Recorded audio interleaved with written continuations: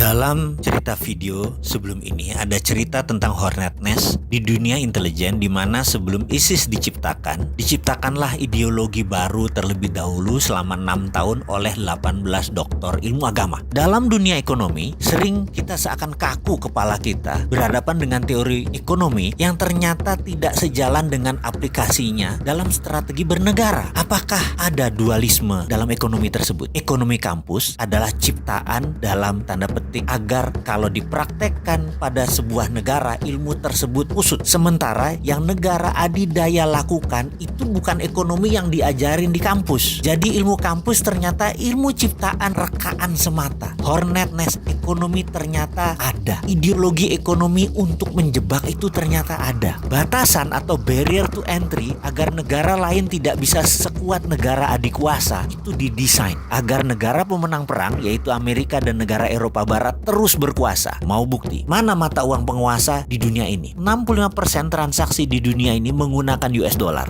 20% menggunakan euro, yen 4,7%, yuan Cina hanya 1,9% nilai transaksinya. Walaupun Cina menguasai mayoritas perdagangan sampai 50 atau 60% perdagangan dunia, dolar tetap underlying transaksi mereka. Memang mau Indonesia misalnya CPO-nya dibeli oleh Cina, Cina bayar pakai yuan. Terus yuannya tadi buat apa? Kita mau beli mesin misalnya untuk pabrik, mesinnya dari Jepang. Apa Jepang mau terima yuan? Nggak mau lah. Jepang mintanya dolar buat devisa mereka. Kok bisa begitu sih? Ini kesepakatan atas dasar suka sama suka atau atas dasar saya penguasa dunia, Anda harus manut dengan saya. Baik, kita akan bicara tentang currency warfare di sesi lain. Sekarang kita kembali ke topik. Misalnya lagi, dunia perbankan yang saat ini dianggap kunci sukses ekonomi, sehingga bank dicitrakan adalah penting untuk membangun ekonomi itu hanya bank. Padahal banking atau perbankan benar, tapi bank tidak. Bukan jadi kunci, banking yang jadi kunci, bukan bank. Tetapi karena sudah ada doktrin di banyak otak para pejabat dan akademisi bahwa banklah yang terpenting, jadi bank harus dilindungi. Padahal bank itu didesain untuk orang kaya saja. Ini by design agar memang kekayaan menumpuk di komunitas 3%. Bank bukan buat semua orang, dan itu sudah masuk di kepala kaum bankers di bawah sadarnya. Padahal bankers itu pelayan kaum kapitalis, bukan pelayan rakyat. Mau bukti? Maaf ya, kalau sudah bicara tentang banking, si Sontoloyo ini tegangan tinggi. Karena apa? Nyerempet riba, pasti tegangan tinggi. Kita lanjut. Misalnya dengan ada namanya asset based loan atau pinjaman berbasis aset. Itu hanya komunitas 3% saja yang bisa pinjam bank, karena punya kolateral, punya jaminan. Coba yang lain nggak punya kolateral, jadi bisa apa? Atau kita ambil contoh lagi deh. Ini cara ngitung yang aneh bin ajaib. Kita ada kolateral, kita mau beli rumah, kita ambil KPR. Kredit ini dihitungnya caranya aneh bin ajaib karena untuk menguntungkan bank. Kita tahu pada saat kita menyicil tuh ada cicilan pokok, ada bayar bunga. Dan itu lucunya bukan pakai proporsional yang sama. Misalnya kita bayar 2 juta setiap bulan. Di awal-awal cicilan, lucu, yang 1,5 juta buat bayar bunga, yang pokoknya hanya 500.000. Nanti kalau sudah tahun ke-15 sudah mau lunas, dibalik 2 juta tadi, yang 1,5 buat pokok, yang 500.000 baru bayar bunganya. Bunganya mengecil. Itu mereka ngambil bunga di depan. Itu rentenir banget. Ini gila dunia perbankan ini. Dan herannya itu dilindungi oleh pemerintah lagi. Hebat bener dah. Kesimpulannya, bank itu menyedot dana orang kebanyakan. Namun pembiayaannya hanya untuk orang kaya. Bagi saya, kalau ini didiamkan, ini namanya kita orang bodoh. Kapan kita bisa berdiri di atas kaki sendiri kalau kayak gini? Harusnya ada project based loan, pinjaman berbasis proyek. Tidak harus aset. Selama ada revenue, selama ada omset, selama ada profit, boleh dibiayai. Dunia perbankan harusnya dibuka lebar-lebar. Bukan dunia bank ya. Dunia perbankan harusnya dibuka lebar-lebar. Sehingga banking bisa dilakukan oleh non-bank. Banking 5.0 itu bukan oleh bank lagi yang mengerjakan. OVO, GoPay,